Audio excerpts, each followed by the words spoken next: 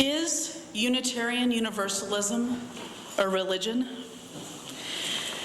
When I heard this auction sermon topic and question, it immediately reminded of a story that I actually shared with you the very first time I preached here last April when I was candidating. It's a story of something that happened my very first semester of college. As a reminder, I was raised Unitarian Universalist. So one afternoon, that first semester, I was walking back toward my dorm and I ran into my resident advisor. And we were chit-chatting about weekend plans, and she mentioned that she'd be going to church. And she asked me if I belonged to any religion. And I panicked. I responded very awkwardly, I belong to kind of a weird religion. It's barely like a religion at all. I don't know, it's kind of about values. And her eyes got wide, and she said, "Are you a Unitarian Universalist?" "Yes," I said. "So am I," she said. Thus, this morning's question: is Unitarian Universalism a religion? The perception persists that Unitarian Universalism is a weird sort of religion, if you can call it a religion at all. But today, my short answer to the question, is Unitarian Universalism a religion, is an unequivocal, of course it is. It's my religion, and though it's not perfect, I love it. So, now for my longer answer. Why am I so sure that this is a religion? For starters, I don't want to belabor this, but we did descend from two traditions that were obviously religions, Unitarianism and Universalism, both Christian denominations, both on the radical end of the Protestant Reformation, but undeniably Christian. The name for each historical denomination coming straight from the Christian theological debates of the time. Unitarian Christians were Protestants who did not believe in the doctrine of the Trinity. Thus, they were Unitarians as opposed to Trinitarians. They believed that Jesus was a human, not synonymous with God. Universalist Christians were Protestants who believed in universal salvation. They didn't believe that the loving God that they worshiped would send a human to hell, would not condemn one of his beloved children to eternal suffering for finite sin. And though our tradition has journeyed or strayed, depending on who you ask, far beyond these historical points, we certainly retain the trappings of this liberal Protestant heritage, especially here in New England. So we have this very traditional congregational style building from our firmly Protestant days with our beautiful steeple pointing heavenward toward God. We have an organ and pews. We still call this a church. The hymns we sing come from Christian heritage often, although generally with modified lyrics. You call me minister, among other things. You sometimes give me the honorarium of reverend, as though you revered me. I don't know. You know, here at FCU, we even have deacons. So we have all of these trappings, and it sure looks religious on up in here, as the kids say. And yet the question clearly persists. In the late 20th century and the early 21st century form, Unitarian Universalism. Is it a religion? The history and trappings apparently aren't enough to convince everyone, and that's fair enough. But what's the question behind the question? I would say it's something like, does modern Unitarian Universalism retain the important things that make a religion a religion? Things like a creed or even a belief in God. And these are the very sorts of questions that made me doubt, once upon a time, that this was a religion. But today I would tell you that those questions are very biased. They're culturally biased toward the dominant Western religions, Judaism, Islam, and especially Christianity. And further, the bias is actually toward the more orthodox forms of those religions. So let's just think about creeds. Not every religion has a creed. Lots of Eastern and indigenous traditions do not have creeds.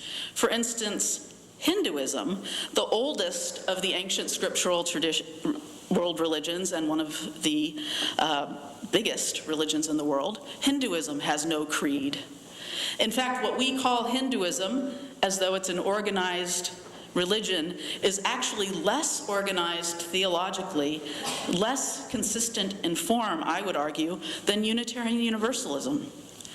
Different Hindus worship in very different ways, with a focus on different avatars of the divine. Most Hindus don't really talk theology much at all. Some Hindus are very into Vedanta, which is highly theological, but that's not the majority. Devout Hindus are often vegetarians. They often don't drink alcohol, but it's certainly not as prescriptive a tradition as, say, Islam with its halal rules. In fact, Hinduism is one of the least prescriptive religions around. And that's just one example of a non-creedal religion that we would all say is a religion. I've also never heard of a Native American tradition that had a creed, but those are clearly religious traditions as well. There are even some definitely Christian denominations that don't have creeds. For example, the Disciples of Christ, a denomination found mostly in the Midwest. The Disciples of Christ are committed to reading the Christian scriptures and to using their reasoning and their intuition to interpret for themselves what it all means. So that some disciples of Christ end up with a fundamentalist understanding, and others might end up as Unitarians with a small u, failing to see the doctrine of the Trinity in the words of the Bible. They have no creed, but it's a religion, and I would call them Christians without hesitation. I'd like to pause here for a brief public service announcement. Not everyone who belongs to a creedal religious tradition believes their creed in a literal way, even if they recite it regularly. To give just one example, our Episcopal friends regularly recite together the Apostles' Creed, which begins, "I believe in God the Father Almighty, creator of heaven and earth. I believe in Jesus Christ, his only Son. He was conceived by the power of the Holy Spirit, born of the Virgin Mary," and so on. And I have to tell you, there are plenty of 21st century Episcopalians who say these words, but make their own translations as they go, not believing the creed literally in its every word. It's still a religion. They're still Episcopalians. And UUs are not the only people who are thoughtful and discerning about religion, just so we're clear. In brief, our lack of creed does not exclude us from being a religion. What about a belief in God or gods? Now again, to be clear, some UUs do believe in a god or goddess or some form of divinity. We might call them theists. I consider myself to be a theist, but if I spelled out for you what I believe about the divine, it probably wouldn't even bother the atheists among you too much. But part of the doubt about modern Unitarian Universalism as a religion, I think, is that many of today's UUs are atheists or agnostics or humanists who really don't like God language. But even if all Unitarian Universalists were die-hard atheists, it would not mean that it wasn't a religion. Again, that's a bias from Western religious traditions. Not all Eastern religions are theistic. Some forms of Taoism do not include a belief in God or gods. Some forms of Buddhism, like Tibetan Buddhism, involve gods, but Zen Buddhism is not theistic. There is no God as such. It's certainly still a religion. I've recently been binge-watching the old TV series Kung Fu from the early 70s, and now that I'm mentioning it, I can call it sermon prep.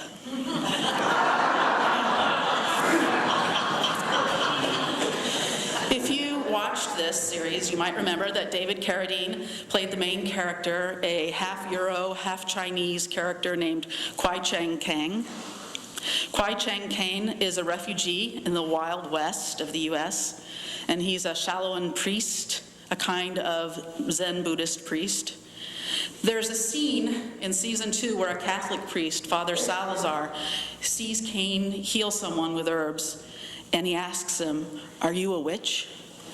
And Cain replies, "I am a priest." And Father Salazar asks, "Of what faith? What do you worship?" And Cain replies, simply and enthusiastically, "Life." What a great answer. So you don't have to worship God to be religious or a member of a religion or even a priest. Now, I've fallen into that you habit of explaining what we don't have before telling you what we do have. So let me tell you what we do have, because we have a lot. We call this, what we're doing right now, worship. This is a worship service. But what do we worship?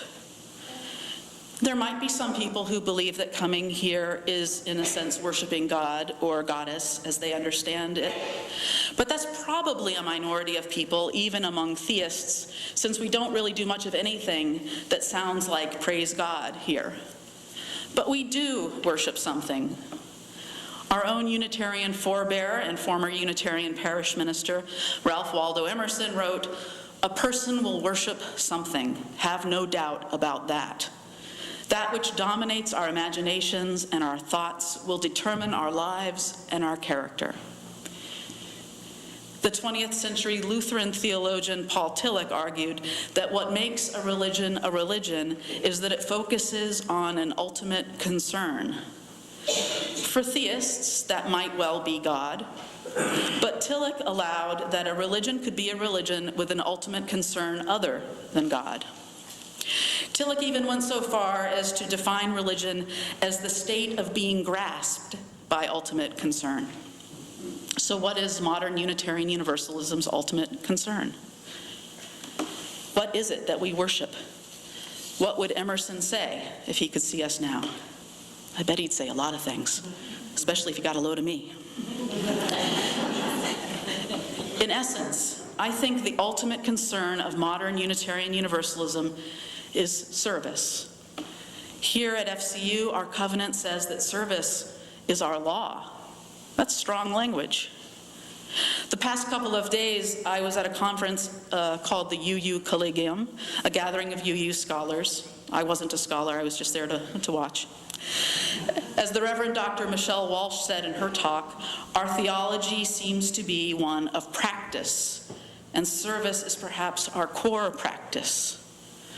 Doctoral candidate Isaac Barnes May, in his talk, noted that in 20th century Unitarian Universalism, particularly after World War II, the Unitarians wanted to emulate the Quaker tradition of social service, which was kind of, as he put it, social gospel on steroids. The Quakers started the American Friends Service Committee, and the Unitarians followed suit with our own Unitarian Service Committee, which is today, of course, the UUSC. Just as the sacrament of communion was becoming less and less relevant for the average Unitarian, humanitarian service was lifted in importance to the point where it almost became our new sacrament, according to May. Not coincidentally, the most important UU ritual, starting in the late 20th century and continuing today, is the lighting of the chalice. And the flaming chalice is the symbol that our denomination got from the Unitarian Service Committee. They were the ones who created it. The flaming chalice is supposed to symbolize service and sacrifice. And in lighting our chalice at the beginning of worship, almost all current UU congregations do, the centrality of service to the core of who we are is actually enshrined in a ritual. The concept of deed before creed had long been a part of the Unitarian tradition. The great 19th century Unitarian minister William Ellery Channing famously said, "May your life preach more loudly than your lips." So this emphasis goes way back. In emphasizing our humanitarian service, particularly service to the oppressed, Unitarian Universalism is in good company with many liberal Jewish traditions, emphasizing tikkun olam, or helping to heal the world, as the ultimate concern. We also share with the liberal Jewish religion a lack of emphasis on the afterlife, choosing to focus our concerns firmly on this life. Service is our theological core, our ultimate concern. We are firmly in the tradition of praxis-oriented religions, but there's another important piece. Our fourth principle is that we affirm and promote a free and responsible search for truth and meaning.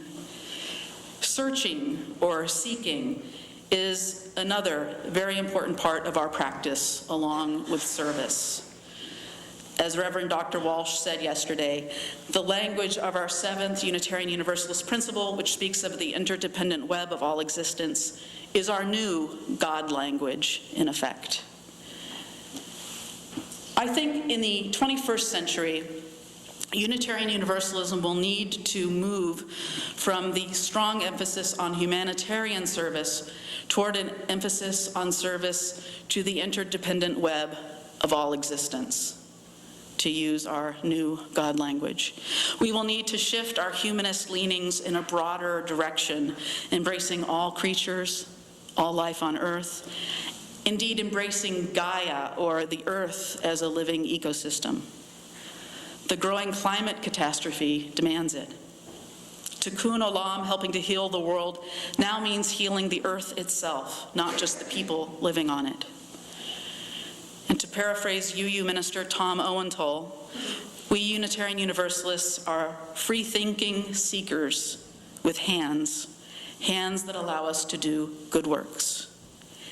And I think this is where our praxis of seeking might be more spiritually satisfying than ever. With our form of modern God talk, thinking of the interdependent web of all existence, thinking of the spirit of life as we sang this morning, speaking of the ultimate mystery, as we sometimes say, we revere the connectedness of all things, and we honor that it is ultimately beyond human knowing in its completeness. I believe that Unitarian Universalists come together to honor the mystery, even if that's not always named as such. In that sense, I think we are more mystical than it might first seem. In the words of our first hymn this morning, we witness the mystery of this hour. If all we wanted was to come together to do good, to do service, we could belong to secular benevolent societies such as the Lions Club or Kiwanis or what have you.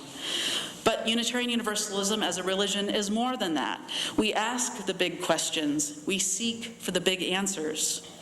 And with all due respect and appreciation for secular benevolent societies, you're not going to go that deep into life's mysteries at the Rotary Club. For me, Unitarian Universalism is a religion where we come together in community with joy and concern to recognize the ups and downs of life and the human condition. It's a religion where we come together to consider the meaning of life, to make meaning of life, which for many of us includes the music that we make together. It's a religion where we come together to make the world better, more just, more beautiful, as an obligation and as an act of happiness. It's a religion where we come together in gratitude for all that we have been given in this amazing and vast universe. And it's a religion that recognizes that we are all a part of the same creation. We are all made of star stuff. We are the universe come to life and consciousness. And we come together with wonder to honor this, our connectedness, our common mysterious origins. Ours is a religion that helps us to know that we are not alone on the island. And when our religion does what it's meant to do, everyday miracles can occur. May Unitarian Universalism continue to grow and change with the times, helping each of us to live our best lives. May it be so. Blessed be, and amen.